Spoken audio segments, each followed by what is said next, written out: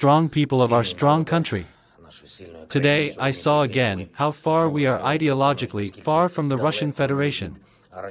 Imagine that they were frightened in Moscow because of my interview with Russian journalists, those who can afford to tell the truth.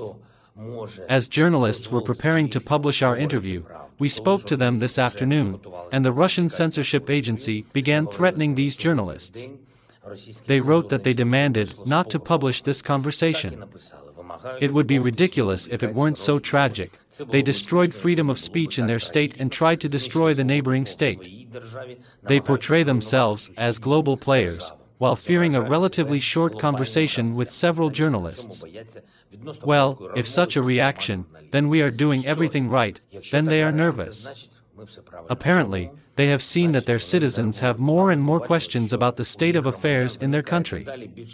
Instead, the maximum contrast is my conversation with our favorite Ukrainian TV people. I held a conference on Zoom with almost 500 of our media figures who are creating a telethon, United News. Thanks to them again. Although we were limited in time at the conference, we talked quite thoroughly.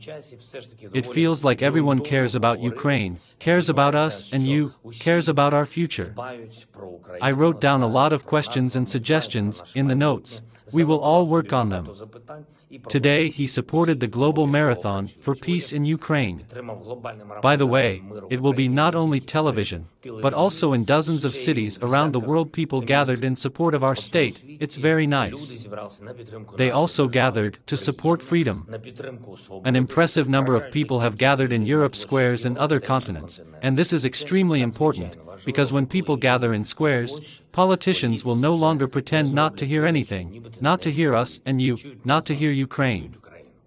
I will continue to appeal to parliamentarians from other countries. This week is planned to be very busy from a diplomatic point of view. Therefore, no one will be able to hide the Ukrainian interest somewhere in political offices or in bureaucratic loopholes. We will not let anyone forget about our cities, forget about Mariupol and other Ukrainian cities that the Russian military is simply destroying. More and more people in the world are on the side of Ukraine, on the side of good in this battle with evil. If politicians do not know how to follow the people's interests, we will teach them. This is the basis of democracy and our national character. Once again, I want to thank our people in Kherson, Kakhovka, Slavudik, and other cities who continue to resist the invaders. If the invaders enter Ukrainian cities, it only means that they will have to leave. And to those phenomenal fools that I try to cooperate with the Russian military, I want to remind them that they are abandoning their own. What will they do with other people's traitors? I would tell them to think, but I know that there is nothing to think of such people, otherwise they would not become traitors.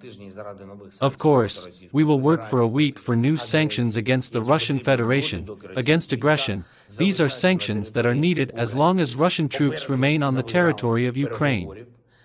A new round of negotiations is ahead, because we are looking for peace and without delay. As I was told, there is an opportunity and a need to meet already in Turkey. It's not bad, let's look at the result. Our priorities in the negotiations are known: sovereignty, territorial integrity of Ukraine.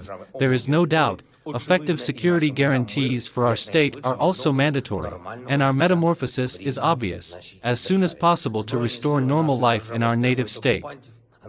The armed forces of our state are holding back the invaders, and in some areas they are even taking steps forward. Well done! The courage of our defenders, how wisely they behave on the battlefield. It is so important that no words of gratitude are simply not enough, but again and again I do not tire of thanking. Thank you to each of our defenders. To all who are fighting for the future for us and for you, for our children, for our people. I signed decrees conferring the title of Hero of Ukraine on 15 servicemen of the Armed Forces of Ukraine, 3 of them posthumously, as well as the decree on the awarding of state awards to 142 servicemen of the Armed Forces of Ukraine and 5 servicemen of the Department of State Protection of Ukraine. It is a great honor for me to sign such decrees, to be honest. Eternal memory to all our heroes, eternal memory to everyone who gave his life for Ukraine, for us and you. glory to all of you, glory to all our heroes, glory to Ukraine.